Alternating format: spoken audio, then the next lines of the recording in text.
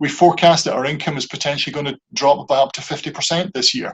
But it's working with and speaking to our supporters and hoping that their generosity will help us through this incredibly difficult time. Motor neurone disease, it's a rapidly progressing, muscle-wasting terminal illness. It progresses and stops signals from the brain reaching the muscles, which means that they waste and weaken and eventually stop working. This will cause somebody the loss of the ability to do things that we all take for granted every day, such as walking, talking, eating, drinking, or even breathing. Many people, when they receive a diagnosis, will never have known anybody else personally who may have had MND. Thankfully, it's a relatively rare condition.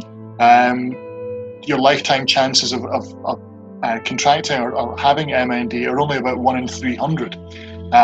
There's only, at the moment, just over 400 people in Scotland living with MND, but another couple of hundred will be diagnosed this year.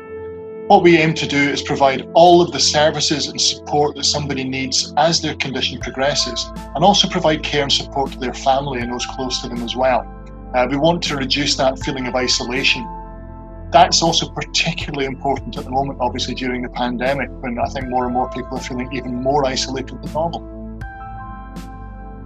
I think it was a real challenge for many people, particularly at the start of lockdown, when many people with MND, because of the nature of the disease, were having to shield. The restrictions on their day-to-day life were very severe.